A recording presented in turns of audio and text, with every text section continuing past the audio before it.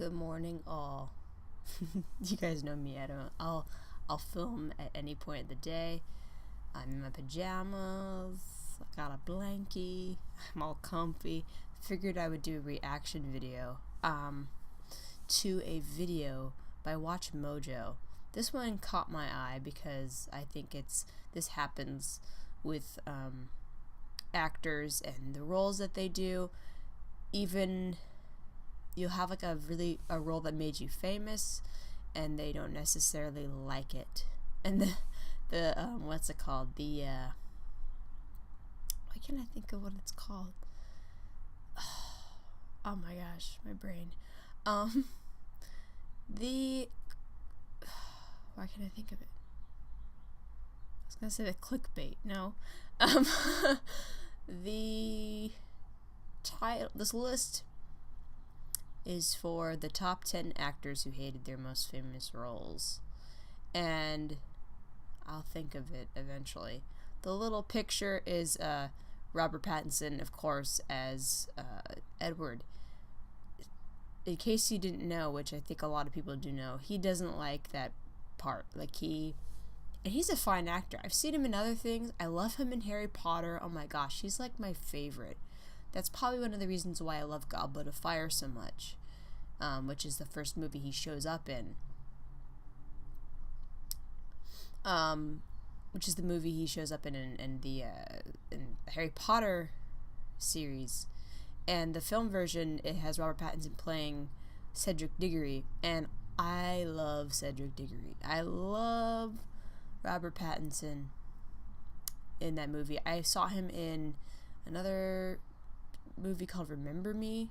He's just a really good actor. It's just like the Twilight stuff. So I'm kind of curious to see who else is on this list. I do know about Robert Pattinson, how he doesn't like the Twilight, which... If you ever meet someone from this list, don't mention these films. Oh. Welcome to WatchMojo.com, and today we're counting down our picks for the top 10 actors who hated their most famous roles.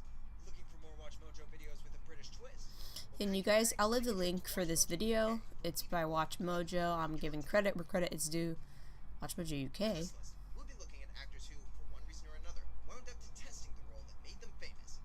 We'll also be including actors who hated a character only to reverse their opinion years later. Aw. I argued for 30 years for this to happen. Right. And finally, Wait, I guess Harrison Ford didn't like Han Solo. Christopher Lee. Ooh. His life was as varied and filled with incredible achievements as an actor, musician, and author. Begging Christopher Lee in just one role seems impossible. Because sometimes when you... Films with notable performances in multiple franchises, including Lord of the Rings, Star Wars, and James Bond. Yeah. Oh, that's right. It was in Star Wars. Count Dracula, a role he Count dominated Dooku. on 10 different occasions. Lee was never fond of the Hammer Dracula films, however, once stating, quote, emotional blackmail. That's the only reason I did them. In reference to the fact that producer Jimmy Carreras would use fear tactics to bully him into accepting the role. Number 9, Alec Guinness. Wait, that was really quick. So he doesn't like... He was in these Dracula films. I think sometimes these people, like, they don't like that this one role overshadows, like, everything else. And I get that, you know? It's like, but... It's like, why would you do the film if you didn't like the part? So Alec Guinness, who played Obi-Wan originally in the original trilogy, I should say, because I know that Ewan McGregor played Obi-Wan in the prequels, but this is the OG Obi-Wan. Excruciating, fairy tale rubbish. These are just some of the ways the late great Alec Guinness described the first Star Wars film. No! The test of the film is the stuff of legend, speaking candidly about his experiences on numerous occasions. Guinness was nominated for both an Academy Award and a Golden Globe for his performance as Obi-Wan Kenobi. However, he maintains it was his idea to kill off Obi-Wan, and in the years following the film's release, Yeah, right. he refused to read fan mail related to the film. Once telling a young fan he'd only give him an autograph if he promised to never watch Star Wars again. Yikes. always I get some pretty strange letters. Are you my turn? Number 8, What? I didn't know he detested Star Wars so much. He's like, it's just fairy tale. It's like, well, yeah, it's make-believe. A lot of film is fiction. Oh my gosh! Wow, that kind of crushes me. I love Star Wars. The fact that Obi-Wan, OG Obi-Wan, is like, don't ask me about Star Wars. He claims it was his idea to have Obi-Wan killed off. I don't think so. Obi-Wan lived until like episode. He was in what? I can't think. Is it too early? I've been up for a few hours. I don't think it. I highly doubt it, because I feel like George Lucas would have been like, you know what, we need to have a moment where, you know, I have a feeling the Jedi. It's like, oh, former Jedi Master killed by his Padawan, stuff like that. So, Kate Winslet, so she's gonna not, and she's a fine actress. She's gonna probably hate her character of Rose, which, by the way, I love movies, but I haven't seen Titanic all the way through. Romance is not really, I don't really like a lot of romantic movies. If it's a romantic comedy, I'll probably check it out, but. Winslet. It seems impossible for an actor to be nominated for an Academy Award, and yet in retrospect, look back on the performance in question and cringe. Alas, such is the case. That's my favorite scene so far. As Rose DeWitt-Picator in Titanic is one of her worst. While she never outright admits to hating the role, which, let's be honest, is easily her most famous, she has remarked that her accent in the film is awful and that she has trouble listening to it. And even my American accent, I look at it and I'm like, oh, I can't even listen to myself. It's awful. She goes on to state that there are multiple scenes that she wishes she could redo. Aw. 7. Well, I feel like that's just, some actors can't watch themselves and they just look at it and they're like, ooh, I didn't do too well. But yet she was nominated for an Academy Award, so it's kind of like, you never know. And she cringes over her American accent. If I were her in that situation and I would feel like, oh, I wish I could go back and redo some scenes, you know, I would probably make jokes about it and be like, oh, my accent is horrible. Kind of like how Carrie Fisher would she'd make jokes about, because she had this, in the first Star Wars, A New Hope, she had that English accent that would like leave and come out, like come in, come out, and like it would not always be there. It'd be like, General talking. The next moment she'd be like, you know, into the garbage chute. You know, she'd like sound like Carrie Fisher, not like, oh, I'm Carrie Fisher, you know. So, Christopher Plummer is next. Oh, this is... Christopher Plummer's film career began in the late 50s. A storied actor who's won numerous awards. One of his most memorable roles is that of Captain George Von Trapp from 1965's Academy Award-winning musical, The Sound of Music. Haven't seen all that either. It's too long. 50 years, Plummer despised his part in the film, maintaining that his character was a bore to play, but that the role was, quote, awful and sentimental and gloomy. Until recently, he had even refused to attend cast reunions. However, in 2015, Plummer relented, admitting that it's a marvelous family movie, and that he, quote, respects it.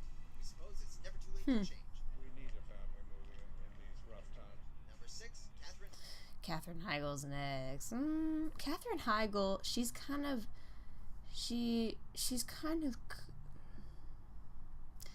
a lot of people have said that she's like tough to work with, but before I talk about Katherine Heigl, Christopher Plummer is just saying he didn't really care for the role. You know, I think a lot of times these actors that don't like their famous roles, they're like these, like, a lot of times it seems like they're like these actors that take themselves like way too seriously, and it's just like, come on. I would kill to have a famous character and be worshipped for it. Not kill, but like, you know, I would love that. Oh my gosh, it's a dream to just have a character. I mean, obviously, I wouldn't want to just be known for that character. Obviously, you're going to be, you know, if you like played a role and it made you famous, I know that's what, I don't think they should be saying, oh, their most famous role. Never mind. I've read it wrong. I feel like, yeah, like, I'd be willing to accept, like, yeah, I'm going to be remembered for this character because the character is amazing. But yeah, and there's always going to be those fans that know that you did things other than just, like, that one thing. And that you have this, you know, great variety of characters. Like, they're going to there are people that are going to recognize your talents beyond this famous thing you did. So what's Katherine Heigl gonna complain about today? Because she's controversial. Well, not controversial. She'll say like, I don't like this role, and then, it's probably gonna be the one that I'm thinking of. She apparently has been reported as being difficult to work with, so I would be surprised if Katherine Heigl wasn't working anymore. Not that I'm hating on Katherine Heigl. I've seen her movies. She's pretty good. It's just there's a lot of things where she's like, I don't like this movie. It's mean to women. I don't like what. Why were you in the movie? You dingus. Katherine Heigl was already a household name thanks to Grey's Anatomy. She found new name recognition on the big screen with Knocked Up. Unfortunately, that name would be dragged through the mud just months after the film was released. In response to an Because interview of she her, gave to pretty Vanity much. Fair, in which she called the film a little sexist due to its tendency to portray the women as shrews, as humorless and uptight. Heigl experienced vicious personal attacks from both fans and the media. We should all have the right, the basic human right, to say, hey, no, I'm sorry, I'm not comfortable with that. I don't like that. Like, this is not okay for me. Without it Right. making me, I can't say the word, but I know what the word is. A bitch. Yeah, right. Yeah. What many fail to notice is that in the same interview, she claims her time on set was enjoyable, but that she ultimately wasn't a fan of the finished product. Fair enough. Number 5.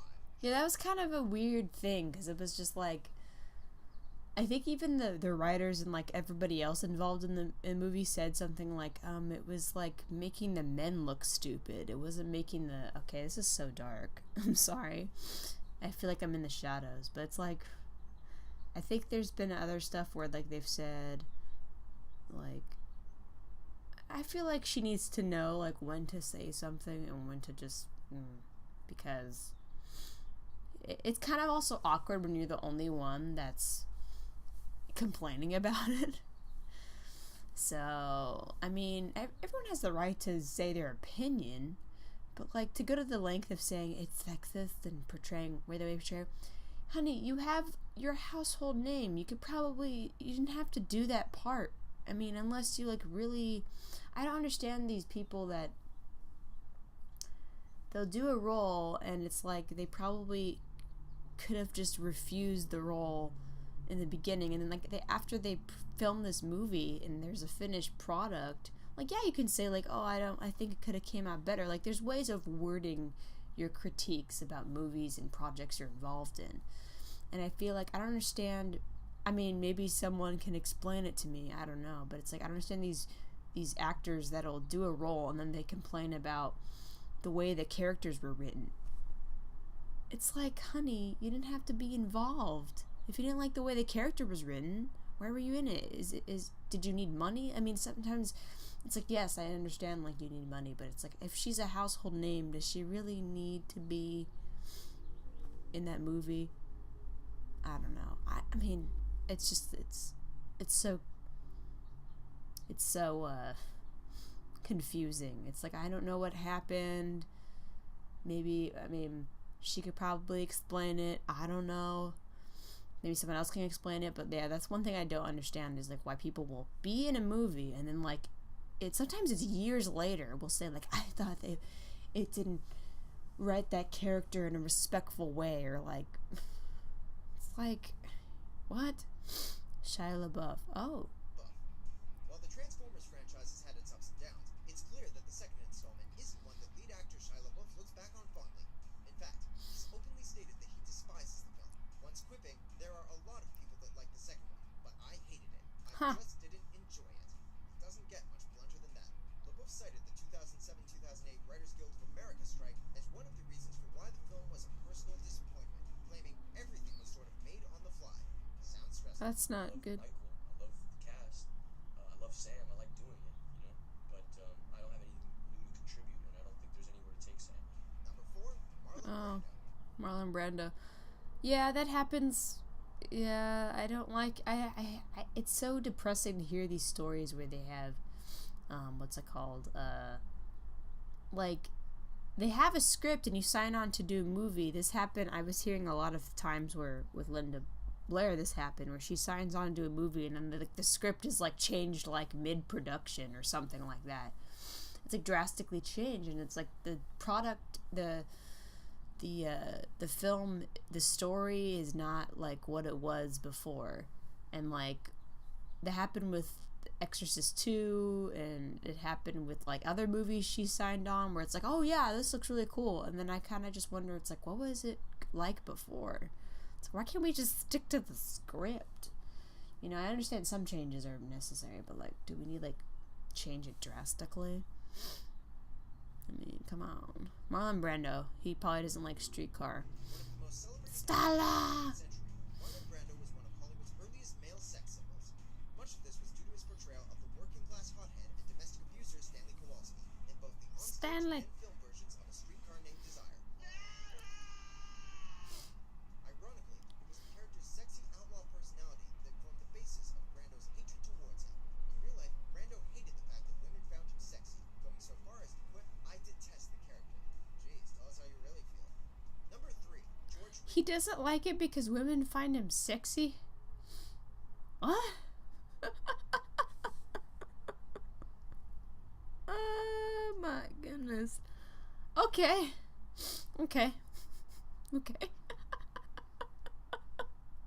I don't like being a sex symbol. George Reeves. Okay. Superman. Nowadays, most actors would be psyched to land the lead role in a television series, but back in the 1950s, television was considered film's less respectable little brother. Yeah. So, when George Reeves landed the titular role in Adventures of Superman, he wasn't exactly thrilled. He considered it, quote, beneath his dignity. A fair assessment, seeing as how he was originally only paid $200 per episode. No. Doesn't hurt him. Man of Steel. He just does this with the guy with the gun. He goes, Reeves suddenly a household name in pushes it. America and beyond. Unfortunately, he became typecast, and roles that didn't Yeah. to where types Poor ended thing. up. Number 2, Sean Connery. Poor thing. Oh, he's gonna. Sean Connery's probably not like James Bond. Aw, when you get typecast, but it's like, that's sad. Yeah, he then becomes just Superman. That'd be cool to be. That'd be cool to be a superhero, though. Okay, Sean Connery's gonna hate James Bond, probably. Of unabashed honesty, legendary actor and Academy Award Sean Connery. revealed that he has, quote, always hated that damned James Bond, and that if possible, he'd, quote, like to kill him. Clearly, this is a man who doesn't mince words. While the role catapulted him to the top of the Hollywood A-list, he was always reluctant to reprise it when producers came a knocking. Yet despite his reservations, Connery wound up playing the womanizing British secret agent 7 times. I am much obliged. Of course, he offered 7 times? Bond paychecks to charity. Number 1, Robert Pattinson. He didn't really explain why he didn't like my hair's crazy. I'm sorry. Why he didn't like James Bond. But then I'll sign on, for I'll do these 2 movies. I'll sign on for 5 more. But at least he gave, his paycheck. He obviously didn't really like it because he gave his paycheck to charity. I give him that. Last one's Robert Pattinson. Our Pats. How do you begin to describe Pattinson's hatred of his most iconic character? Shall we discuss his description of what Twilight fangirls sound like, which he describes as, quote, the sound you hear at the gates of hell? About the numerous press judgments. The places Poor where thing. he's supposed to be promoting the film, not trashing it. I really can't think of another book where it's literally so melodramatic. Some of the highlights include when he likens Edward Cullen to an axe murderer, when he recalls reading the book and thinking it shouldn't have been published, and when he literally can't name a single co-star that made his time on set rewarding. In the pantheon of actors who hate their most iconic roles, Pattinson takes the cake. They flew up and said that you gotta, because I thought I was pretty safe, like doing, and they flew up and they're like, yeah, you have to do the opposite of what you're doing now. You're gonna get fired today. Do you agree? Oh my gosh. He said the book should have never been published. Can we talk about how I think it's not his best work. Like I said, he's amazing in other stuff.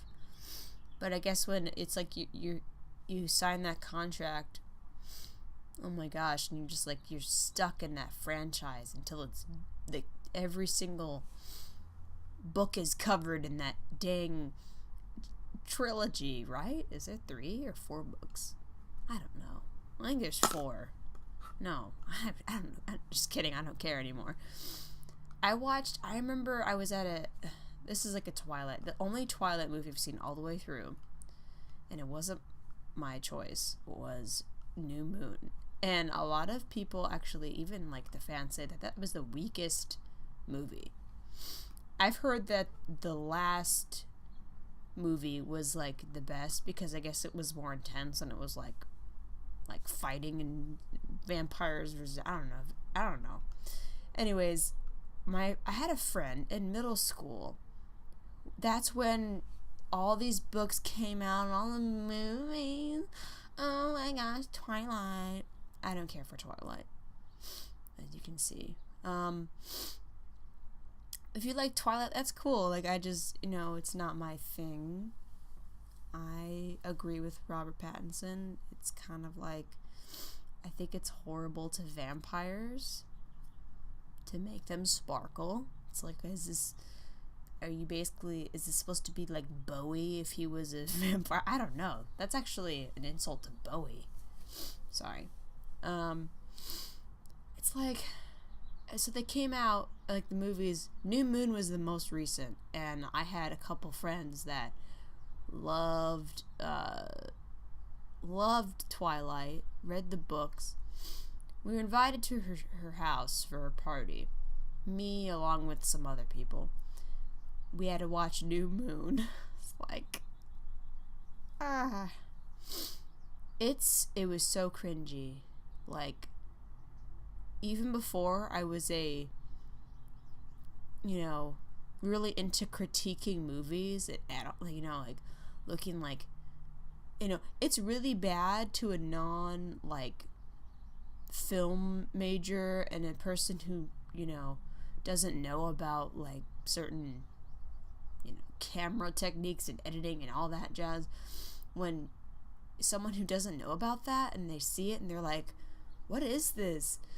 The acting was terrible. Like, throughout, like, I was making jokes the entire time. Like, what is this? It was terrible. I'm being summoned.